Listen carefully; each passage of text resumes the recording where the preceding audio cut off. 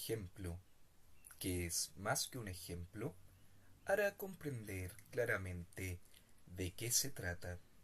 Ya lo hemos recordado, la democracia moderna es un régimen representativo. Como el gobierno representa al pueblo, entre comillas, sus intereses, entre comillas, su voluntad, etcétera, las acciones del gobierno son, en el sentido fuerte de la palabra, autorizadas por el pueblo. Por consecuencia, si el gobierno me ordena algo, es porque, en principio, lo autoricé a que me dirija esa orden. Se podría decir que me doy órdenes a mí mismo por intermedio del gobierno. Finalmente no me obedezco más que a mí mismo. La separación representado-representante permite evitar la necesidad aparentemente ineludible de la relación dominación-obediencia. Allí donde la libertad antigua se organizaba alrededor de la alternancia, la libertad moderna se organiza alrededor de la representación. Se dirá que lo que acabo de describir no es en realidad más que la ilusión o la ideología de la representación política, que obedezco sin más al gobierno y no a mí mismo, y que además la idea de la representación ha justificado algunas de las peores opresiones políticas de la historia de la humanidad. Fue precisamente por estar convencidos de que representaban al pueblo que los jacobinos, por ejemplo, ejercieron sobre los franceses, sobre el pueblo real, un terror que perduró en el recuerdo como el terror. Ciertamente la representación política implica posibilidades terribles.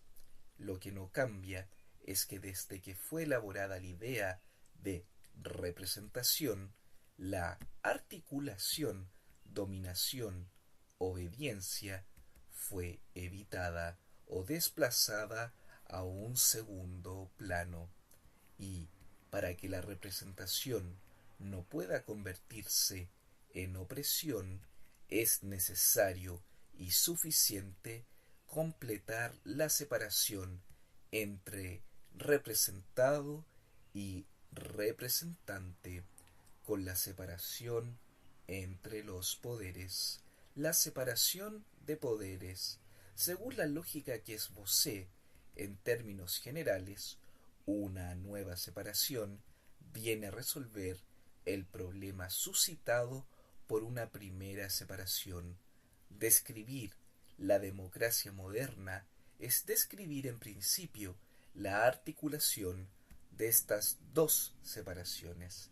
Esa articulación apareció primero en Inglaterra y fue descrita de una manera, por así decirlo, definitiva desde la primera mitad del siglo XVIII por Montesquieu. La primera descripción es la mejor. La primera descripción es la mejor descripción porque está animada y esclarecida por la sorpresa de lo nuevo. Se encuentra en los capítulos 6 del libro 11 y 27 del libro 19 del espíritu de las leyes. El mecanismo que describe Montesquieu es maravillosamente simple y sus efectos son maravillosamente saludables. Si existe algo así como una ciencia política, se le encuentra seguramente en este análisis de Montesquieu, que resumo aquí a grandes rasgos. Hay entonces dos separaciones: la medida entre representados y representantes, en otros términos, entre la sociedad civil y las instituciones gubernamentales, y la de los poderes. Los poderes a considerar en este contexto son dos: el ejecutivo y el legislativo.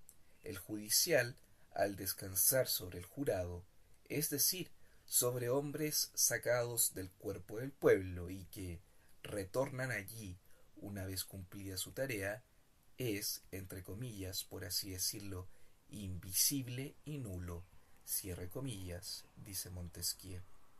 El legislativo, compuesto por representantes del pueblo, es en principio el único poder representativo, pero Montesquieu observa que en la realidad el Ejecutivo tiene también una función representativa, tiene partidarios, aquellos que se sienten mal representados por el legislativo. Tenemos entonces un juego de cuatro esquinas, o un juego político con cuatro protagonistas. En el ámbito del gobierno, dos poderes, el ejecutivo y el legislativo. En el de la sociedad, dos partidos, el del ejecutivo y el del legislativo, lo que pone en movimiento el juego o el mecanismo son los anhelos, voluntades, deseos y temores de los integrantes de la sociedad. Estos buscarán realizar sus objetivos por intermedio del poder al que favorecen y del que esperan favores, pero su voluntad no podrá tener un efecto inmediato o directo alguno, pues el poder del cual esperan una acción favorable está limitado, circunscrito, retenido por el otro poder, dado que la sociedad está representada por un poder dividido, los ciudadanos van a ser impotentes para hacerse mucho daño unos a otros. Pero se dirá, ¿qué pasa si uno de los poderes es sostenido por una mayoría tan amplia que aplasta al otro poder y a la minoría de ciudadanos que lo sostiene? No hay que temer una opresión semejante, responde Montesquieu, en virtud de lo que llama el efecto de la libertad, entre comillas. Si uno de los dos poderes, nos dice, amenaza con imponerse en exceso, con acabar en una dominación completa, los ciudadanos se pondrán a resguardo en el otro, cambiarán de partido. Dicho de otro modo, como consecuencia del efecto de la libertad, los dos partidos correspondientes a los dos poderes tendrán siempre una fuerza casi equivalente. Es lo que confirma la experiencia histórica de las democracias. Pero, ¿por qué, dado que la experiencia apenas comenzaba, estaba tan seguro Montesquieu de este efecto de la libertad?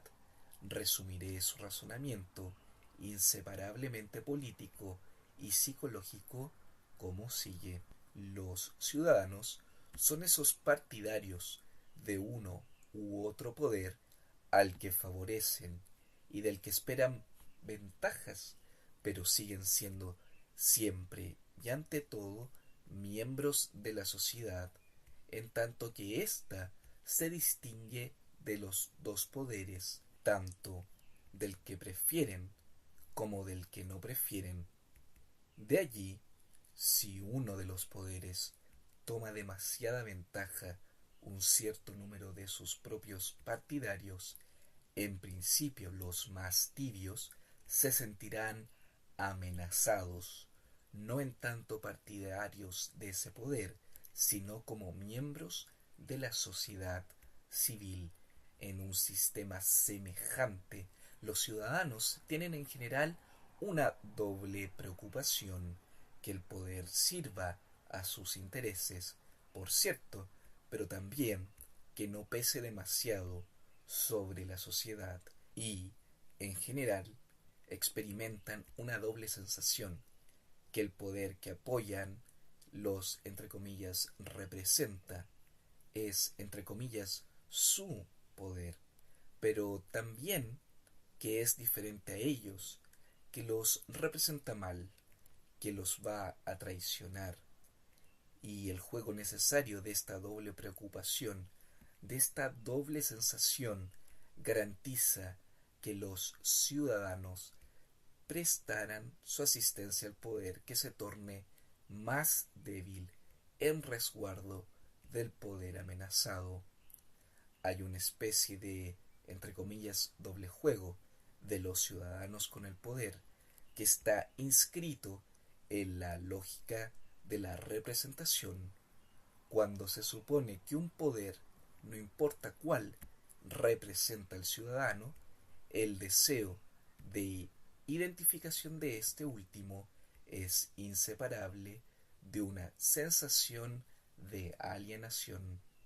Como se ve, esta organización de los poderes organiza de hecho una especie de importancia general, impotencia de los ciudadanos para actuar mucho unos sobre otros, impotencia del poder dividido para oprimir a los ciudadanos.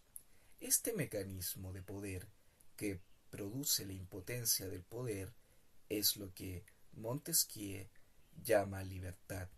En efecto, dado que los hombres no pueden actuar en un sistema semejante, impartiendo órdenes los unos a los otros, no tienen otra perspectiva para sus acciones y sus ambiciones que la de beneficiarse como quieran de su independencia, es decir, dirigir sus deseos y esfuerzos hacia terrenos ajenos al poder o a la política propiamente dicha, hacia terrenos en los que no se ejerce, estrictamente hablando, poder alguno sobre otros miembros de la sociedad. Los ciudadanos no tienen más que ejercer su talento y volverse ricos o famosos en ellos. En un régimen político así dispuesto, la vida consiste principalmente en la economía y la cultura. Lo extraordinario es que este análisis de Montesquieu, elaborado en un contexto aparentemente tan distinto del nuestro, mantiene toda su validez hasta hoy. Se podría haber pensado que perdería toda su pertinencia cuando un elemento tan fundamental del análisis como la separación entre ejecutivo y legislativo hubiera desaparecido de la realidad. Sabemos que esa separación desapareció en Inglaterra hacia mediados del siglo XIX, cuando se instala el gobierno de gabinete, un gobierno en el cual el primer ministro, que es al mismo tiempo el jefe de la mayoría en la Cámara de los Comunes, concentra en sus manos el ejecutivo y el legislativo. Pero esta reunión de los poderes ejecutivo y legislativo en las mismas manos no significó para nada el final de la libertad política moderna. Por el contrario, bajo el régimen del gobierno de gabinete, siguió progresando.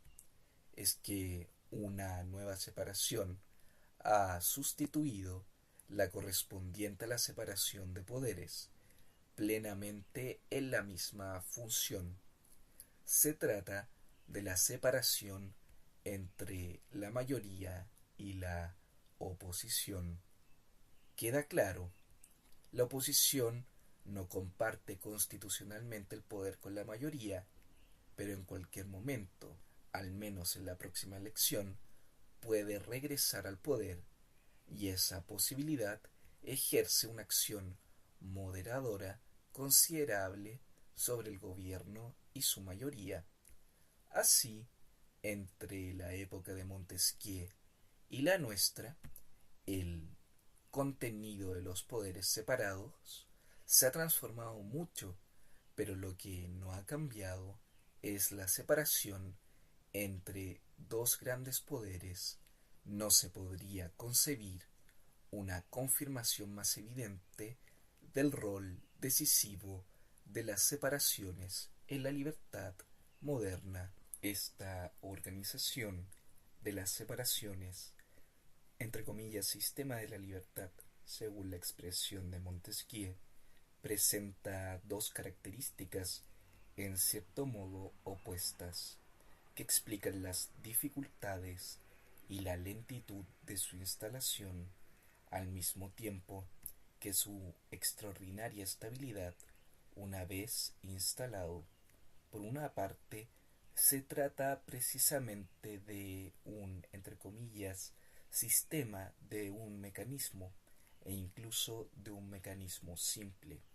Una vez que se ha montado, resulta extremadamente robusto, pero, por otra parte, para funcionar, exige un conjunto de condiciones difíciles de reunir: la existencia previa de una sociedad civil, de una vida en conjunto que no depende, o lo hace en muy escasa medida, de la autoridad.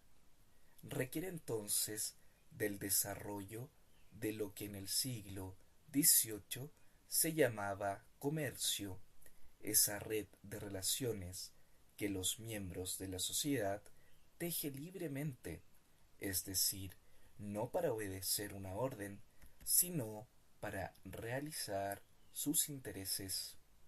Volveremos más adelante a esta cuestión tan importante del comercio. Quisiera aludir inmediatamente a una condición más específica, más política, una condición que apela a lo que podríamos llamar psicología política. En el sistema del que hablamos, como partido, quiere el poder para cumplir un programa, en su opinión, necesario y beneficioso, pero no podrá realizarlo más que en una pequeña parte. En la práctica no lo intentará más que en los primeros tiempos de su mandato, durante eso que se llama con tanta exactitud periodo de gracia. Muy pronto los electores flotantes se sentirán decepcionados o irritados y tal vez se orienten hacia la oposición.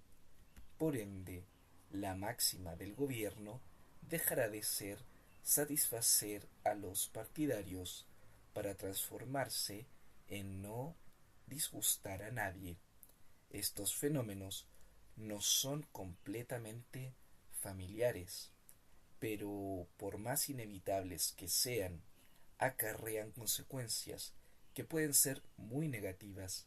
Nos podríamos referir a estas consecuencias con una expresión de Stendhal, que veía en el odio impotente un rasgo específico de la sociedad democrática. Me explico. Para funcionar bien, un sistema como este requiere una separación rigurosa y eficaz entre la mayoría y la oposición.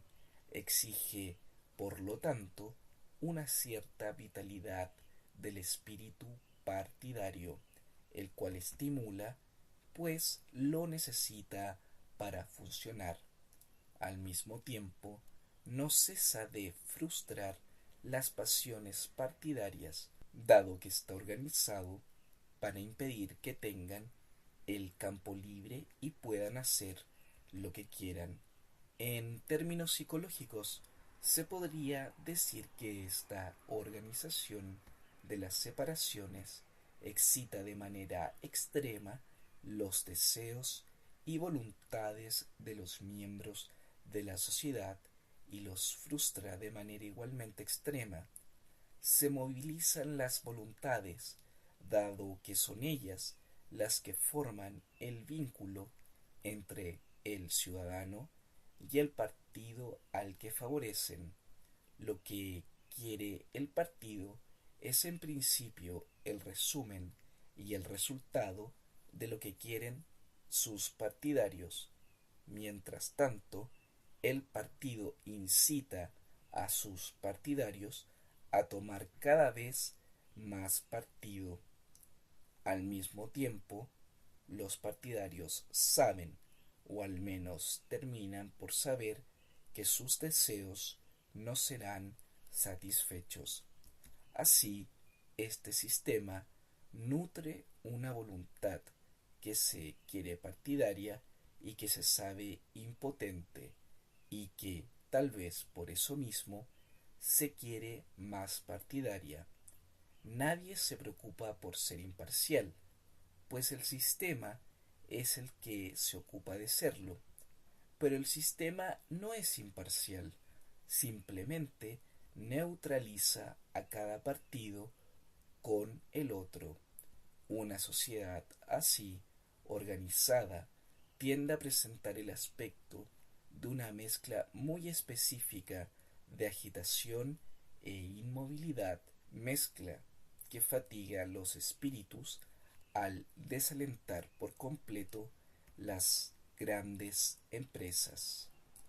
Un ejemplo reciente, el procedimiento de impeachment contra el presidente Clinton, fue en gran parte el resultado de una exacerbación semejante del espíritu partidario, pero de un espíritu partidario que no se resigna a la impotencia o que incluso se rebela contra su impotencia y recurre a una acción extraordinaria para satisfacer su odio habitual.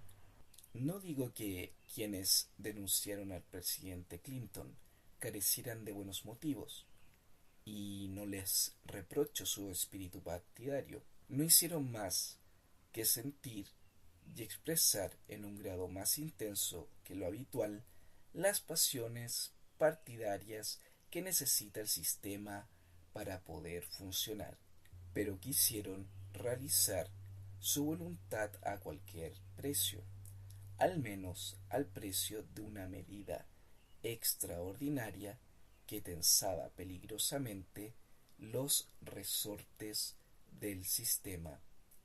Este ejemplo contemporáneo llama nuestra atención sobre el costo psíquico del sistema representativo.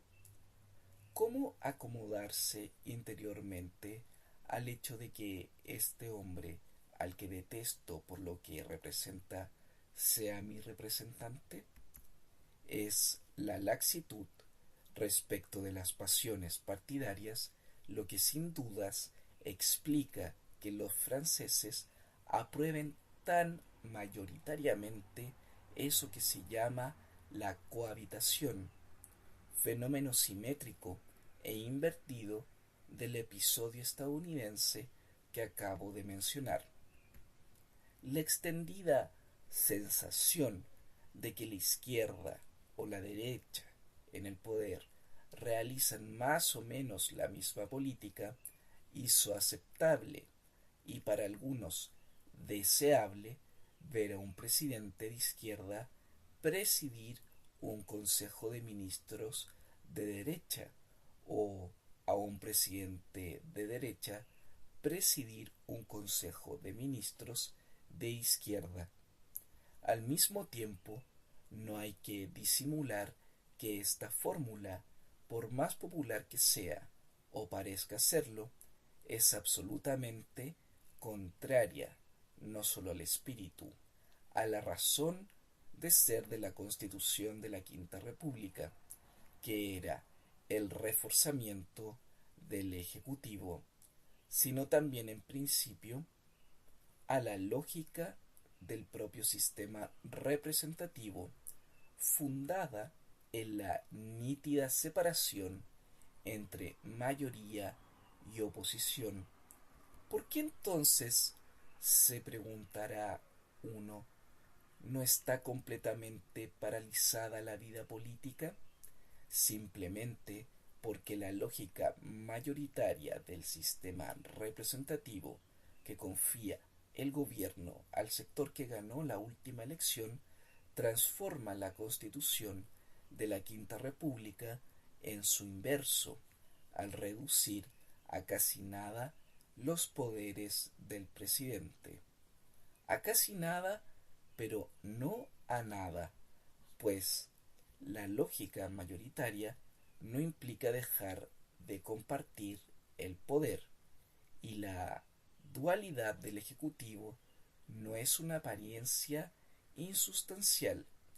Así, la cohabitación constituye una rareza extrema en la historia del gobierno representativo. Debemos celebrar el haber logrado de esta manera moderar eficazmente la lógica partidaria del sistema, o por el contrario lamentar el haberla falseado gravemente. La organización de las separaciones produce entonces el sistema de la libertad moderna, es decir, la puesta en práctica más estable, por lo tanto, más satisfactoria de la libertad política que haya conocido la humanidad. Al mismo tiempo, ese sistema hace penetrar la separación, la división en el interior mismo del espíritu de los miembros de la sociedad. Quieren y no pueden, reconocen a su representante y lo rechazan. Son todopoderosos porque el poder descansa en su voluntad, e impotentes porque su voluntad está dificultada, limitada, detenida por la voluntad del otro partido. La tentación es grande por distinguir entre una buena democracia, la que no poseería sino las ventajas de la democracia, y una mala democracia, que sin dudas llamaremos con otro nombre, o a la que se calificará de decadente o corrupta. Por cierto, no todos los regímenes democráticos son iguales. Algunos están mejor organizados o muestran mayores virtudes cívicas que otros, pero hay que admitir, creo, en lo esencial, que tanto los inconvenientes como las ventajas de nuestro régimen son rasgos sistemáticos inseparables. Unos y otros surgen con la misma necesidad del sistema de la libertad, es decir, de la organización de las separaciones. La consecuencia práctica de este discurso, consecuencia decepcionante, es que, en lugar de luchar contra los innumerables molinos de viento que nuestra parcialidad gusta elegir, es más sensato mantenerse en el orden sistemático y preservarlo, conservando la integridad de la lógica partidaria que he tratado de reconstruir, y en lo demás soportar parcialmente los inevitables inconvenientes.